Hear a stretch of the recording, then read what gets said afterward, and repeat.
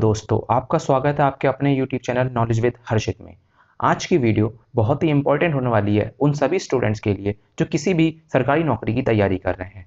जैसा कि आप लोगों को पता होगा, किसी भी एग्जाम के लिए जीके बहुत ही इंपॉर्टेंट सब्जेक्ट है। लेकिन हमारे सामने समस्या ये है कि हम जब भी जीके पढ़ते हैं तब हम चीज़ों को याद नहीं रख पाते या बार बार पढ़कर बोर हो जाते हैं। इसलिए हम आपके लिए लेकर आए हैं कंप्लीट जीके की सीरीज, जिसमें हम आपको स्टार्टिंग से लेकर एंड तक जीके के सारे topics, history, civics, economics, polity, geography, सब कुछ माइंड मैप के थ्रू अर्थात चित्रों के द्वारा आपको सारे फैक्ट्स पढ़ाएंगे, जिससे आपको कोई और किताब पढ़ने की कभी भी जरूरत नहीं पड़ेगी। इस वीडियो को पूरा देखें। तो चलिए बिना देरी किए इस वीडियो को स्टार्ट करते हैं। देखिए, सबसे पहले हम स्टार्ट कर रहे हैं इंडियन हिस्ट्री से। देखिए, इंडियन हिस्ट्री को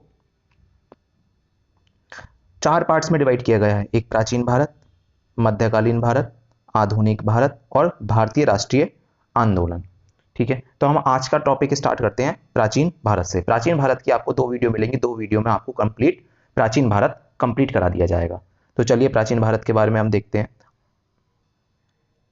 प्राचीन इतिहास 3 पार्ट्स में डिवाइडेड है। सबसे पहला प्रागैतिहासिक काल, दूसरा आगैतिहासिक काल, तीसरा ऐतिहासिक काल। प्रागैतिहासिक काल क्या किसे कहते हैं? जिस काल का इतिहास लिखित विवरण नहीं प्राप्त होता, मतलब जिसमें हमें लिखित कोई भी साक्ष्य प्राप्त नहीं हुआ है, उसे बोलते हैं हम प्रागैतिहासिक काल। इसे भी 3 पार्ट्स में डिवाइड किया गया है, पूरा पाषाण काल, मध्य पाषाण काल और नवपाषाण काल। आग ऐतिहासिक काल क्या होता है? जिसमें हमें लिखित साक्ष्य तो प्राप्त हुआ है, लेकिन उसका अभी तक कोई भी हमें अर्थ स्पष्ट नहीं हो पाया है। ठीक है, उसे हम बोलते हैं आग ऐतिहासिक काल। आग ऐतिहासिक काल को 2 भागों में डिवाइड किया गया है, सिंधु घाटी सभ्यता और वैदिक सभ्यता। ठीक है, और ऐतिहासिक काल, जैसा कि आपको पता ही होगा, ऐतिहासिक काल में वो है जिसका हमें लिखित साक्ष्य भी प्राप्त हुआ है और जिसका हमारे पास अर्थ भी है, मतलब उसका पुख्ता सबूत है हमारे पास, उसे बोलते हैं ऐतिहासिक काल। जैसे प्राचीन भारत का इतिहास,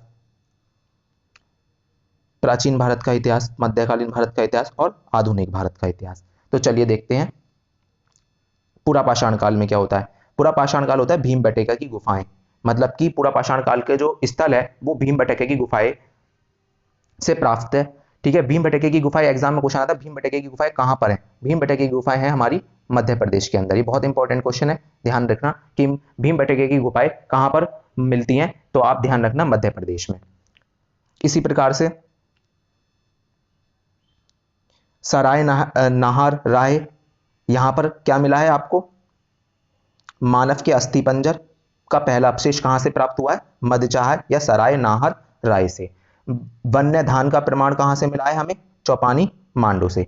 पशुपालन के प्राचीनतम साक्ष्य कहां से मिले हैं हमें? आदमगढ़ और बागोर से। तो एग्जाम में क्वेश्चन आ सकता है कि पशुपालन के प्राचीनतम साक्ष्य कहां से मिले हैं हमें, तो आप ध्यान रखना आदमगढ़ बागोर से। ठीक है, अब इधर देखते हैं हम नवपाषाण काल। ये बहुत ही इंपॉर्टेंट है। नवपाषाण काल में आग का सर्वप्रथम प्रयोग किया गया था, पहिए का आविष्कार किया गया था। तो आपसे एग्जाम में क्वेश्चन पूछ सकता है कि पहिए का आविष्कार सबसे पहले कहां हुआ था, कौन से काल में हुआ था? नवपाषाण काल में हुआ था। कृषि का विकास कब हुआ था? नवपाषाण काल में हुआ था। आग का सर्वप्रथम प्रयोग कब किया गया था? नवपाषाण काल में हुआ था। सर्वप्रथम चावल का साक्ष्य कहां से प्राप्त हुए? कोल्ही ढाबा से प्राप्त हुए थे। मानव कंकाल के साथ कुत्ते के कंकाल का अवशेष कहां से मिला था? बुर्जहोम से। पशु हड्डी तथा हिरण की सींग के उपकरण चिरांद से। राख के टीले के साक्ष्य संघन, कुल्लू और उतनूर से मिले थे। ठीक है, अब हम स्टार्ट करते हैं सिंधु घाटी की सभ्यता। ध्यान रखिए, सिंधु घाटी की सभ्यता जो है वो एक शहरी सभ्यता थी। यह कांस्य युग के अंदर आती थी। तो सिंधु घाटी की सभ्यता, एक पूछ सकता है एग्जाम में क्वेश्चन किस टाइप से कि सिंधु घाटी की सभ्यता एक शहरी सभ्यता थी या ग्रामीण सभ्यता थी, तो आप बताना शहरी सभ्यता थी और कांस्य युग की सभ्यता थी। इसकी जो तिथि थी वो थी 2300 से लेकर 1700 ईस्वी तक। अब इसका विस्तार देखते हैं, कहां कहां इसका विस्तार हुआ था। सिंधु घाटी सभ्यता का में जो विस्तार था इसका उत्तर का मांडवा तक था। मांडवा तक था जो चिनाब नदी के तट पर है। ठीक है, और दक्षिण में दैमाबाद तक था जो गोदावरी नदी के तट पर है, और पूरब में आलमगीर तक था जो हिंद नदी के तट पर है, और पश्चिम में सुतगोड़ डार तक था, जो दाशक तट नदी के तट पर है। ठीक है, तो ये था इसका विस्तार सिंधु घाटी सभ्यता का। सिंधु घाटी सभ्यता की जो प्रमुख फसल थी वो ध्यान रखना, वो गेहूं और जौ थी। ठीक है, और यहाँ के लोग जो है वो मिठास के लिए शहद का प्रयोग करते थे, और जो इसकी लिपि थी वो थी भाव चित्रात्मक। ठीक है, जो सर्प की तरह लिखी जाती थी, मतलब इस टाइप से, पहले इस दर से लिखेंगे फिर इधर से, इस टाइप से लिखी जाती थी। इसकी जो है लिपि जो थी भाव चित्रात्मक थी, जिसे अभी तक पढ़ा नहीं गया है, और इसकी लिपि में सबसे ज्यादा प्रयोग मछली चिन्ह का किया गया है। अब देखते हैं इसके स्थल के बारे में। हड़प्पा सबसे इंपॉर्टेंट, हड़प्पा जो है वो रावी नदी के तट पर है। इसकी खोज दयाराम साहनी ने करी थी 1921 में। क्लियर। मोहनजोदड़ो का जो वास्तविक नाम है उसका अर्थ है मृतकों का टीला, मरे हुए लोगों का टीला को हम कहते हैं मोहनजोदड़ो। ये सिंधु नदी के किनारे पर है। इसकी खोज की थी 1922 में राखालदास बनर्जी ने। लोथल जो है वो भोगवा नदी के तट पर है, अहमदाबाद गुजरात में है। इसकी खोज की थी SR राव ने 1955 में। ध्यान रखना, पूरी सिंधु घाटी सभ्यता का एक डॉकयार्ड मतलब बंदरगाह कौन सा है? लोथल। ठीक है, अब आते हैं हम धौलावीरा कच्छ का रन गुजरात में है। RS विस्ट ने इसकी खोज की थी। ठीक है, धौलावीरा एक ऐसा शहर है सिंधु घाटी सभ्यता का जो 3 ओर से जल प्रबंधन की व्यवस्था थी, जिस शहर के अंदर वो था धौलावीरा। अब आते हैं हम कालीबंगा जो है वो हनुमानगढ़ राजस्थान में है, जिसकी खोज BB लाल और BK थापड़ ने की थी 1961 में। अब देखते हैं हम कि कहां पर हमें खुदाई में किस किस जगह से क्या क्या प्राप्त हुआ है। ठीक है, जब हम पहले इन स्थलों की खुदाई करते थे तो वहां से हमें क्या क्या प्राप्त हुआ, जिससे हमें ये पता लगा कि सिंधु घाटी सभ्यता के लोग किस टाइप के थे, कैसे रहते थे, किस क्या क्या खाते थे, पूरी हिस्ट्री उनके बारे में पता लगी है। जैसे हड़प्पा से हमें मिला है विशाल स्नानघर, शाबाधान R37, नृत्य मुद्रा का खंडित धड़, आयताकार मोहर पर स्त्री के गर्भ से निकला पौधा। मतलब आपसे क्वेश्चन पूछ सकता है कि विशाल अनागर हमें किस शहर से प्राप्त हुआ है, तो आप बताएंगे हड़प्पा से हमें विशाल अनागर प्राप्त हुआ है। मोहनजोदड़ो से हमें क्या प्राप्त हुआ है? बृहत स्नानघर, विशाल अनागर, नृत्य की कांस्य मूर्ति, एक मुद्रा की पर पद्मासन की मुद्रा पर विराजमान एक योगी। ठीक है, और लोथल से हमें क्या प्राप्त हुआ है? 3 युगल समाधिकरण, डॉकयार्ड, मानक बनाने के कारखाने, हाथी दांत का पैमाना। यहां सिंधु घाटी की सभ्यता के जो लोग थे वो पैमाने का यूज 16 की अनुपात में करते थे, 16, 32, 64, 108 इस टाइप से ये पैमाने का यूज करते थे। अब आते हैं धौलावीरा से हमें मिले हैं उन्नत जल प्रबंधन की व्यवस्था, 10 चिन्हों वाला शिलालेख। कालीबंगा से हमें क्या क्या प्राप्त हुआ है? कच्ची ईंटों से बने भवन, जूते हुए खेत के साक्ष्य, भूकंप आने के साक्ष्य, और सभी घरों में कुएं हमें कहां से प्राप्त हुए हैं? कालीबंगा से। और जूते हुए खेत के साक्ष्य या फिर कृषि के साक्ष्य हमें कहां से प्राप्त हुए हैं? कालीबंगा से। अब आगे देखते हैं राखीगढ़ी जो घाघर या सरस्वती नदी के तट पर है, जो इस समय प्रेजेंट में हरियाणा में है। इसकी खोज सूरजभान ने की थी। भारत में स्थित सबसे बड़ा सैंधव स्थल है, मतलब कि भारत में स्थित सबसे बड़ा सैंधव स्थल कौन सा है? राखीगढ़ी। ठीक है, बनावली फतेहाबाद या हरियाणा, इसकी खोज की थी RS विस्ट ने। ठीक है, 1973 और 74 में खोज की थी। पक्की मिट्टी से बनी हल प्रतिकृति हमें कहां से मिली है? राखीगढ़ी से, बनावली से। अब आते हैं रोपड़ सतलज नदी के तट पर है, यज्ञदात शर्मा ने किया था 1953-56 में इसकी खोज की गई थी। मनुष्य के साथ पालतू कुत्ते को एक साथ दफनाना, ये हमें इसके साक्ष्य रोपड़ से मिलते हैं। ये देखते हैं वेदों की कुल संख्या कितनी होती है? 4, ऋग्वेद, यजुर्वेद, सामवेद और अर्थवेद। ठीक है, इसके जो रचयिता थे वो थे महर्षि कृष्ण देवप्यान वेदव्यास, मतलब हम कह सकते हैं वेदव्यास जी ने वेदों की रचना की थी। ठीक है, वैदिक आर्यों की भाषा क्या है? संस्कृत। ऋग्वेदिक कालीन की सबसे महत्वपूर्ण देवता कौन से हैं? इंद्र, जिसका 250 बार उल्लेख किया गया है, अग्नि, जिसका 200 बार युक्त किया गया है। ठीक है, सबसे प्राचीन वेद कौन सा है? ऋग्वेद। ऋग्वेद में 10 मंडल है। ठीक है, और सबसे प्राचीनतम मंडल कौन सा है? 2 और 7। अब आगे देखते हैं। ऋग्वेद के सारे 10 मंडल के बारे में दे रखा है। प्रथम मंडल में रचयिता कौन से हैं? मधुछंदा, मेधातिथि, गौतमा आदि। द्वितीय में गृहसमद, तृतीय में विश्वामित्र। ठीक है, गायत्री मंत्र का वर्णन हमें जो मिला है वो ऋग्वेद से मिला है, जो इसके तीसरे मंडल में है। चतुर्थ मंडल में वामवेद है, कृषि से संबंधित मंत्र चतुर्थ मंडल में हमसे मिलते हैं। पांचवें में अत्रि ने किया है, षष्टम भारद्वाज, सप्तम सातवां जो है वो वशिष्ठ ने। दशराज युद्ध का वर्णन है। अष्टम में हमें कर्ण एवं आंगिराज ने इसका निर्माण किया है। नवम में ऋषिगण ने सौम मंडल कहा जाता है। 10वें मंडल को क्या कहा जाता है? नवम मंडल को सौम मंडल कहा जाता है। 10वें में बिमदा, इंद्र, सची व अन्य। पुरुष सूक्त मतलब जो 4 वर्ण हैं, ब्राह्मण, क्षत्रिय, वैश्य और शूद्र का वर्णन 10वें मंडल में है ऋग्वेद के। ये एग्जाम के लिए बहुत ही इंपॉर्टेंट क्वेश्चन है। और गायत्री मंत्र का उल्लेख भी हमें ऋग्वेद से मिलता है। अब देखते हैं संहिता। संहिता का मतलब है कि इन चारों वेदों को एक साथ हम संहिता बोलते हैं। ब्राह्मण संहिता के भाष्य के रूप में लिखे गए ग्रंथ, मतलब कि इनका अच्छे से अनुवाद करने के लिए जो ग्रंथ लिखे गए हैं उसे हम बोलते हैं ब्राह्मण। आर्यक कैसा बोलते हैं? ब्राह्मण ग्रंथों के परिशिष्ट, इसकी रचना वनों में हुई है। जिन ग्रंथों की रचना वन में होती है उसे बोलते हैं हम आर्यक। उपनिषद, उपनिषद बोलते हैं आर्यक का विशिष्ट भाग है। ये भारतीय दर्शन के स्त्रोत माने जाते हैं उपनिषद। क्लियर?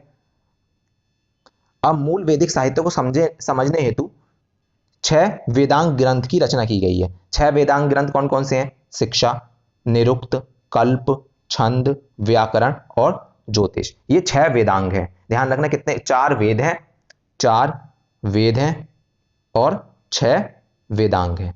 क्लियर? आपको इतना समझ में आ गया होगा। अब आगे देखते हैं। अब कुछ वैदिक कालीन की नदियां थी जिनका नाम, जैसे गंगा है, गंगा का नाम पुराना नाम कुछ और था। ठीक है, तो उसके नाम दे रखे हैं। ये बहुत इंपॉर्टेंट क्वेश्चन है, ध्यान रखना, इससे एग्जाम में बहुत ही इंपॉर्टेंट क्वेश्चन बनते हैं। जैसे झेलम नदी का पुराना नाम वितास्ता था, स्वात नदी का सुवास्तु था, घगर नदी का दृशद्रति था, चेनाब नदी का अस्कानी था, रावी का पुरुषनी था, गोमल का गोमती था, कुरुम नदी का कुरुम था, व्यास नदी का विपासा था, सतलज नदी का शुतुराद्रि था, गंधक का सधानीरा था, काबुल का कुबा था। तो ध्यान रखना ये सारे इसके पुराने नाम हैं, वैदिक कालीन की प्रमुख नदियों के प्राचीन नाम। अब आते हैं हम आगे। 12 रत्नित शतपथ ब्राह्मण में वर्णित है। कौन कौन से ब्राह्मण कहलाते हैं? ग्रामीणी, युवराज, पठामहिषी, पुरोहित, सेनानी, सूत, अक्षपात, शता, भागदूत, संग्रहिता, पालागल, गविकृत। क्लियर? ये होगा 12 रत्ने शतपथ ब्राह्मण। अब सबसे इंपॉर्टेंट आता है षोडश संस्कार। संस्कार क्या होते हैं पहले ये समझिए। संस्कार का अर्थ है विधिवत शुद्धि। जब आत्मा को शुद्ध करने व कठिनाइयों और बाधाओं से बचने के लिए हम ईश्वर का आशीर्वाद प्राप्त करते हैं उसे बोलते हैं संस्कार। ठीक है, ये कितने होते हैं? 16 प्रकार के होते हैं। सबसे पहले देखते हैं हम गर्भाधान। गर्भाधान संस्कार के अंदर क्या होता है? यह पुरुष द्वारा संतान प्राप्त हेतु स्त्री के गर्भ में बीज रोपित करने से संबंधित है। इसे नोट्स बनाकर आप लिख लेना। अब आता है पुंसवन संस्कार। यह संस्कार जब स्त्री गर्भवती होती है उसके तीसरे महीने में होता है। यह संस्कार तेजस्वी संतान की प्राप्ति के लिए किया जाता है। अब तीसरा आते हैं सीमांतोनयन। सीमांतोनयन संस्कार ये होता है गर्भ धारण के चौथे महीने में किया जाता है। इसमें गर्भ की रक्षा के लिए भगवान से प्रार्थना की जाती है। अब आता है जातकर्म संस्कार। जातकर्म संस्कार के अंतर्गत बच्चे के जन्म के बाद पिता अपने शिशु को घी व शहद चटाकर उसकी लंबी आयु मांगता है। यह आता है जातकर्म संस्कार के अंतर्गत। अब देखते हैं हम नामकरण संस्कार। नामकरण संस्कार, इसमें शिशु का नाम रखा जाता है। इसमें नक्षत्रों, ग्रहों, पूर्वजों इत्यादि का ध्यान रखा गया है। अब देखते हैं हम निष्क्रमण संस्कार। यह इस संस्कार में शिशु को पहली बार घर से बाहर निकाला जाता है। उसे सूर्य भगवान के दर्शन कराए जाते हैं। मतलब सूर्य भगवान के दर्शन किस संस्कार के अंदर कराए जाते हैं? निष्क्रमण संस्कार के अंदर। अब आते हैं हम अन्न प्रशान संस्कार। इसमें शिशु को पहली बार अन्न खिलाया जाता है। उम्मीद है ये जो अन्न प्रशान संस्कार है ये 6वें महीने में होता है। अब देखते हैं चूड़ाकरण संस्कार। चूड़ाकरण संस्कार बालक के सिर के बालों को पहली बार हटाया जाता है, जैसा मुंडन कहते हैं, हम उसे चूड़ाकरण संस्कार कहते हैं। कर्णभेद संस्कार, इसमें शिशु के जो कान है और नाक है ये छेदे जाते हैं। ये जो है लड़कियों में सबसे ज्यादा फेमस था। अब देखते हैं विद्याराम संस्कार। विद्याराम संस्कार, इसमें संस्कार में विद्या अध्ययन आरंभ करने के लिए समय शिशु स्कूल जाता है। अब देखते हैं उपनयन। सबसे इंपॉर्टेंट है उपनयन। इसमें जो शिशु है वो जनेऊ धारण करता है, ठीक है। उसके बाद हम उसे जैसे ही वो जनेऊ धारण कर लेता है उसे हम द्विज बोलते हैं। क्या बोलते हैं? द्विज, ठीक है। अब आते हैं वेदारंभ संस्कार। वेदारंभ संस्कार, इस संस्कार का आयोजन वेदों का अध्ययन प्रारंभ करने के लिए किया जाता है। केशांत संस्कार, यह संस्कार बालक के 16वें वर्ष में किया जाता है। इसमें वयस्क होने पर पहली बार दाढ़ी मूंछों की सफाई की जाती है। मतलब पहली बार जब वो दाढ़ी मूंछें कटवाता है उसे बोलते हैं हम केशांत संस्कार। अब आते हैं समावर्तन संस्कार।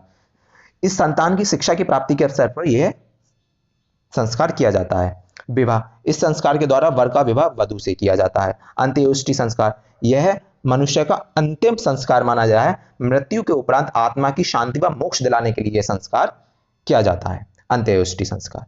चलिए अब आगे देखते हैं। 4 आश्रम है, ब्रह्मचर्य, गृहस्थ, वानप्रस्थ और सन्यास, ठीक है। चारों आश्रमों का उल्लेख जो है वो जाबालो उपनिषद में किया गया है, ठीक है। 8 प्रकार के विवाह होते हैं। ऋग्वेद में 8 प्रकार के विवाह होते हैं, ठीक है। ब्रह्मा विवाह, ब्रह्मा विवाह के अंतर्गत क्या होता है? इसमें कन्या के माता पिता उसे वस्त्र व आभूषण पहनकर उसे वर को सौंपते हैं। यह सबसे उत्तम विवाह माना जाता है। देव विवाह, देव विवाह इस प्रकार का विवाह यज्ञ कराने वाले ऋषि के साथ कन्या का विवाह कर दिया जाता है। आर्ष विवाह, इस विवाह में वर को 2 गाय दान में दी जाती हैं। प्रजापति विवाह, इसमें कन्या के माता पिता से वर कन्या सौंपने का आग्रह करता है। आसुर विवाह, इस विवाह में वर या वधू को शुल्क दिया जाता है। यह एक प्रकार का क्रय विवाह है, मतलब पैसों के बदले किया जाने विवाह। गंधर्व विवाह, मतलब इसमें वर और वधू की इच्छा से उन दोनों की आपस में सहमति से शादी कर दी जाती है। राक्षस विवाह, इसमें वर सोती हुई कन्या का अपहरण करके उससे विवाह करता है। पैशाच विवाह, पैशाच विवाह के अंतर्गत वर सोई हुई कन्या से बलपूर्वक संभोग करके उससे शादी करता है। यह कहलाता है पैशाच विवाह। अब आगे देखते हैं हम। अब ऋग्वेद, ऋग्वेद पढ़ने वाले ब्राह्मण को ऐत्रेय व कौशिकी कहते हैं। इसके आर्यक वो है ऐत्रेय कौशिकी, उपनिषद भी ऐत्रेय कौशिकी, ठीक है। ऋग्वेद में ऐत्रेय ब्राह्मण में राजसुयुग, सतयुग, त्रेता, द्वापर, कलयुग का वर्णन मिलता है, ठीक है। जो हमारे 4 युग हैं उनका वर्णन हमें ऋग्वेद में मिलता है। यजुर्वेद एक ऐसा वेद है जो 2 पार्ट्स में डिवाइडेड है, गद और पद। कृष्ण यजुर्वेद जिसके लेखक है काठक, मैत्री, तैत्तिरीय, कपिस्थल। शुक्ल यजुर्वेद कण्व और मानधन्य। अब देखते हैं इसका जो ब्राह्मण है वो तैत्तिरीय कहलाता है। इसका तैत्तिरीय मैत्रीण, तैत्तिरीय मैत्रीय श्रोतायजवर और कठोपनिषद। तमसोमा ज्योतिर्गर्भ जो कथन है वो हमें कहाँ से मिलता है? बृहद्रथ उपनिषद से लिया गया है। शतपथ ब्राह्मण में याज्ञवल्क्य मैत्री संवाद, जल प्लावन की कथा, विदय माधव की कथा, पुरुष व उर्वशी आख्यान का उल्लेख है। किसके अंदर? हमारा यजुर्वेद के अंदर। बृहद्रथ उपनिषद में याज्ञवल्क्य गार्गी संवाद है। कठोपनिषद में यम नचिकेता का संवाद का वर्णन है। स्त्रियों का यज्ञोपवीत धारण करने का अधिकार तैत्तिरीय उपनिषद देता है। सामवेद, संगीत के वेद को हम सामवेद कहते हैं, ठीक है। इसके जो ब्राह्मण होते हैं वो चंडविश, छांदोग्य, जैमिनी और षण्डविश है, ठीक है। छांदोग्य उपनिषद सबसे प्राचीन उपनिषद है। सर्वप्रथम इसी उपनिषद में कृष्ण का उल्लेख है। इसमें सत्यकाम जवाल कथा, उदालक आरूढ़ी व श्वेत केतु संवाद का उल्लेख है। और ब्राह्मण, गृहस्थ और वानप्रस्थ नामक 3 आश्रमों का उल्लेख जो है वो छांदोग्य उपनिषद में है। और सबसे लेटेस्ट और सबसे नया वेद जो है वो अथर्ववेद है, जिसमें जादू टोनों के बारे में दे रखा है। ठीक है, इसके ब्राह्मण को गौपद कहते हैं। मांडुक्य उपनिषद जो सत्यमेव जयते में लिखा गया है वो जो है वो अथर्ववेद से लिया गया है। अब देखते हैं हम जैन धर्म। जैन धर्म का संस्थापक जो है वो ऋषभदेव को माना जाता है। ठीक है, इनका प्रतीक चिन्ह था वृषभ। दूसरे थे अजीतनाथ जिनका हाथी था। तीसरे थे संभवनाथ, अश्व, अभिनंदन, बंदर, सुमितनाथ, क्रौंच पक्षी, पदम प्रभु कमल, सुपार्श्वनाथ स्वास्तिक, चंद्र प्रभु अर्धचंद्र, पुष्पदत्त और छुविजिनाथ मकर मतलब शीतलनाथ, श्रीवस्त्र, श्रेयसनाथ, खड़ग गैंडा, बारमिथे बासपूज्य जिनका प्रतीक था भैंसा, बिमलनाथ वाराह, अजतनाथ वाज, धर्मनाथ वज्रदंड, शांतिनाथ हिरण, कुंभनाथ बकरा, आहरनाथ का प्रतीक था मत्स्य, और सबसे इंपॉर्टेंट मलिनाथ का कलश था। श्वेतांबर जैनियों के हिसाब से मलिनाथ जो थी वो एक स्त्री थी। तो ध्यान रखना, यूपीपीसीएस का आया हुआ क्वेश्चन है कि 19वीं जैन तीर्थंकर एक स्त्री थी जिनका नाम मलिनाथ था और जिसका प्रतीक कलश था। मुनीश्व्रत कछुआ, नामीनाथ नीलाकमल, अरिष्टनेमी और नेमिनाथ शंख, और पार्श्वनाथ 23वें तीर्थंकर कौन थे? पार्श्वनाथ जिनका था सर्प, और सबसे इंपॉर्टेंट महावीर का सिंह। अब महावीर को देखते हैं, महावीर स्वामी का। महावीर स्वामी का जन्म जो हुआ था वो 599 ईस्वा पूर्व हुआ था। जन्म स्थल इनका कुंडल ग्राम वैशाली है। इनके पिता का नाम सिद्धार्थ था जो जातक कुल के प्रधान थे। इनकी माता त्रिशला थी जो राजा चेतक की बहन थी लिच्छवी के। इनके बचपन का नाम वर्धमान था। इनकी पत्नी जो थी वो यशोदा थी जो कुंडलीय गोत्र की कन्या थी। इनकी पुत्री का नाम था प्रियदर्शना और अरुरज्य, दोनों नाम एक ही है। इनके दामाद थे जमाली जो इनके बाद में इन्होंने जब ज्ञान प्राप्त किया तो उनके जो प्रथम शिक्षक हुए वो भी जमाली हुए जो इनके दामाद थे। इन्हें ज्ञान प्राप्ति जम्बू ग्राम के समीप ऋजुपालिका नदी के तट पर हुई थी, शाल वृक्ष के नीचे इन्हें ज्ञान की प्राप्ति हुई थी। प्रथम उपदेश इन्होंने राजगृह में दिया था बराकर नदी के तट पर। उपदेश इन्होंने अपनी अर्धमगधी भाषा में दिए हैं, प्राकृत भाषा में इन्होंने अपने सारे उपदेश दिए हैं।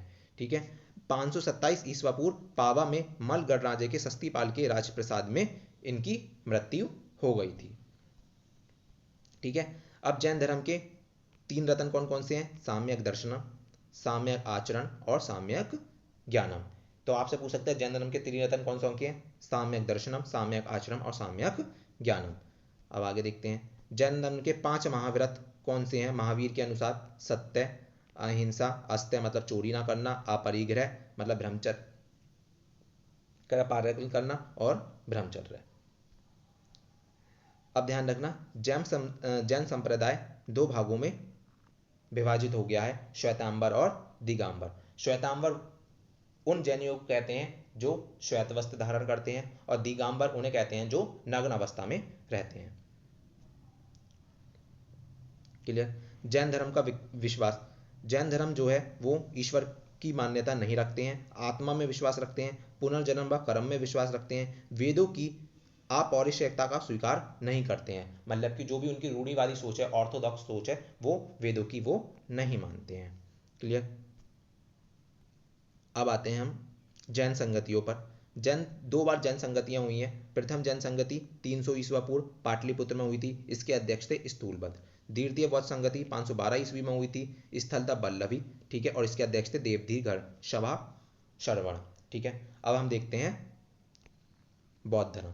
बौद्ध धर्म के प्रवर्तक जो थे वो थे गौतम बुद्ध। ठीक है, पहले इनका नाम सिद्धार्थ था लेकिन यह ज्ञान प्राप्ति के बाद हम बौद्ध कहने लगे। ठीक है, बौद्ध का जन्म 563 ईस्वा पूर्व हुआ था। इनका जन्म स्थल था लुम्बिनी। पिता शुद्धोधन थे, कपिल वस्तु के शाक्य गण के प्रधान। माता इनकी माया देवी या महामाया थी जो कैलिय वंश की थी। ठीक है। लेकिन इनकी माता का निधन 9वें दिन ही हो गया था। फिर इनका जो लालन पालन पोषण है वो इनकी मौसी प्रजापति गौतमी ने किया था। इनके बचपन का नाम था सिद्धार्थ। इनकी पत्नी का नाम था यशोधरा, शाक्य कुल की थी। इनके पुत्र का नाम था राहुल। ज्ञान प्राप्ति इन्हें हुई थी 29 वर्ष की आयु में। इन्होंने अपना गृह त्याग कर दिया था ज्ञान प्राप्त करने के लिए, और इन्हें 35 वर्ष 6 वर्ष की तपस्या के बाद ज्ञान प्राप्ति हुई थी बोध गया में निरंजना नदी के तट पर पीपल वृक्ष के नीचे, बुद्ध पूर्णिमा का दिन। इसलिए बुद्ध पूर्णिमा को बौद्ध धर्म में सबसे पवित्र दिन माना जाता है। इन्होंने प्रथम उपदेश जो दिया था सारनाथ में दिया था। सारनाथ ऋषिपट्टनम नदी के किनारे पर है। बौद्ध संघ की प्रथम महिला, मतलब कि इन्होंने एक संघ का निर्माण किया था जिसमें पहली महिला जो थी वो इनकी ही मौसी थी, प्रजापति गौतमी। मृत्यु इनकी 483 ईस्वा पूर्व हो गई थी। मृत्यु स्थल इनका कुशीनगर था जो उत्तर प्रदेश में है। इन्होंने सबसे ज्यादा उपदेश अपने श्रावस्ती में दिए हैं, श्रावस्ती में दिए हैं, ठीक है, जो कौशल प्रदेश की महाजनपदों में कौशल प्रदेश की राजधानी है। इन्होंने उपदेश पाली भाषा में दिए हैं। जैन धर्म में अर्धमगधीय भाषा में दिए हैं, इन्होंने पाली भाषा में दिए हैं। अब देखते हैं बौद्ध से जीवन के प्रतीक। ये बहुत इंपॉर्टेंट है कि जब वो गर्भ में थे तब उसका प्रतीक हाथी था, जब जन्म हुआ तब कमल और बैल था, महानिष्क्रमण जब उन्होंने गृह त्याग किया तो इस घटना को हम कहते हैं महाविनिष्क्रमण, महाविनिष्क्रमण कहते हैं, ठीक है। इसका प्रतीक था अश्व। जब उन्हें ज्ञान प्राप्त हुआ, निर्वाण प्राप्त हुआ, तब वह उसका प्रतीक है पीपल का वृक्ष। धर्म चक्र प्रवर्तन, जब उनके प्रथम उपदेश की घटना को क्या बोलते हैं हम, धर्म चक्र प्रवर्तन, जिसका प्रतीक है चक्र। और महापरिनिर्वाण इनकी मृत्यु का प्रतीक है और जिसका प्रतीक है स्तूप, ठीक है। जैन धर्म, बौद्ध धर्म के जितने भी महाकाव्य है उसे हम त्रिपिटक बोलते हैं। इसका सूत्र 3 त्रिपिटक है, सूत पिटक, अधिधम और विनय पिटक, ठीक है, जिसका संकलन आनंद, सूत पिटक का संकलन आनंद द्वारा किया गया था। अभिधम पिटक का गौमुदली पुत्र तीसरे ने किया था। विनय पिटक का संकलन उपाली द्वारा किया गया था। बौद्ध धर्म के 3 रत्न है, बौद्ध, संघ और धम्म, ठीक है। आप ध्यान रखना बौद्ध धर्म के कितने 3 रत्न, 3, ठीक है। 4 आर्य सत्य हैं, मतलब कि दुख, दुख समुदाय, दुख निरोध और दुख निरोध गामिनी प्रतिपदा, ठीक है। बौद्ध ने दुखों से मुक्ति के उपाय के लिए आस्टिंग मार्ग की व्याख्या की थी। आस्टिंग मार्ग मतलब कौन कौन से होते हैं आस्टिंग मार्ग? आस्टिंग मार्ग, इसमें सम्यक संकल्प, सम्यक वाकम, सम्यक कर्मांत, सम्यक आजीव, सम्यक व्यायाम, सम्यक स्मृति, सम्यक समाधि और सम्यक दृष्टि, ये आस्टिंग मार्ग हैं। 8 मार्ग हैं जिससे हम दुखों को मुक्ति प्राप्त कर सकते हैं बौद्ध धर्म के अनुसार। अब देखते हैं बौद्ध संगतियां। जैन धर्म में 2 संगतियां हुई थी, बौद्ध में 4, ठीक है। प्रथम बौद्ध संगति 483 ईस्वा पूर्व, प्रथम बौद्ध संगति 483 ईस्वा पूर्व राजगृह में हुई थी। इसके अध्यक्ष महाकश्यप, और किसके शासनकाल में हुई थी? अजातशत्रु में। द्वितीय बौद्ध संगति 383 ईस्वा पूर्व हुई थी, स्थान था वैशाली, ठीक है, और अध्यक्ष थे सर्वकामी और कलाशोक के समय में हुई थी। तृतीय बौद्ध संगति 247 ईस्वा पूर्व हुई थी पाटलिपुत्र में, इसके अध्यक्ष थे मोगलीपुत्र 30 और ये अशोक के समय में हुई थी। चतुर्थ बौद्ध संगति ईसा की प्रथम शताब्दी में हुई थी, कुंडलवन कश्मीर में हुई थी। इसके उपाध्यक्ष थे वसुमित्र और ये कनिष्क के समय में हुई थी। कनिष्क के समय में ही बौद्ध धर्म 2 अपने संप्रदायों में विभाजित हो गया था, महायान और हीनयान। उसके बारे में मैं आगे बताऊंगा मैं विस्तार से। अब बौद्ध धर्म की मान्यता क्या क्या थी? बौद्ध धर्म की मान्यता, ठीक है, आत्मा में के अस्तित्व में विश्वास नहीं रखते थे ये। वैदिक कर्मकांड मतलब कि जितने भी यज्ञ वगैरह थे इसका ये विरोध करते थे। वेदों की अपरुषयता का विरोध करते थे। कर्म, पुनर्जन्म तथा मोक्ष में विश्वास रखते थे। अब देखते हैं बौद्ध धर्म का विभाजन। बौद्ध धर्म का विभाजन जो है वो चतुर्थ बौद्ध संगति मतलब राजा कनिष्क के समय में वो हो गया था, हीनयान और महायान में। हीनयान महायान में क्या है मैं आपको थोड़ा सा बता देता हूँ, ठीक है। महायान संप्रदाय के संस्थापक नागार्जुन थे, ठीक है। इसका उदय जो हुआ था वो आंध्र प्रदेश में हुआ था। महायान संप्रदाय के लोग नवीन विचारों के प्रवर्तक थे, ठीक है। ये बौद्ध धर्म में जो पुरानी परंपराएं आ रही है उनका विरोध करते थे। ये सोचते थे कि परिवर्तन के साथ साथ हमें नए नए विचारों को अपनाना चाहिए। इसलिए इनका सोच थोड़ा अलग था, इसलिए महायान ये अलग संप्रदाय में डिवाइड हो गए। हीनयान, यह व्यक्तिवादी धर्म था। इसका शाब्दिक अर्थ है निम्न मार्ग, मतलब यह मार्ग केवल भिक्षुओं द्वारा ही संभव था। हीनयान संप्रदाय के लोग परिवर्तन तथा सुधार के विरोधी थे। यह बौद्ध धर्म के प्राचीन आदर्शों को ज्यों का त्यों बनाए रखना चाहते थे। ठीक है, अब देखते हैं महायान कौन कौन से देशों में है। महायान में आपको बता देता हूँ, महायान के संप्रदाय के सारे ग्रंथ संस्कृत भाषा में लिखे गए। ये संप्रदाय तिब्बत, चीन, कोरिया, मंगोलिया तथा जापान में है। हीनयान, इसकी जो पहली भाषा, इसके जो ग्रंथ लिखे गए हैं वो पाली भाषा में लिखे गए हैं तथा श्रीलंका, बर्मा, जावा आदि देशों में फैला हुआ है हीनयान। ठीक है, ये था एशियंट हिस्ट्री का पार्ट फर्स्ट। इसके पार्ट 2 में हम इसे कंप्लीट कर लेंगे, फिर प्रीवियस ईयर क्वेश्चन की प्रैक्टिस करेंगे। इसकी पीडीएफ आपको हमारे टेलीग्राम चैनल पर मिल जाएगी, आप उसे ज्वाइन कर लें, उसका लिंक नीचे डिस्क्रिप्शन में है। अगर आपसे कोई भी डाउट हो तो टेलीग्राम पर या कमेंट सेक्शन में पूछ सकते हैं। अगर आपको वीडियो अच्छी लगी हो तो वीडियो को लाइक और सब्सक्राइब कर लीजिए। मिलते हैं नेक्स्ट वीडियो में, धन्यवाद।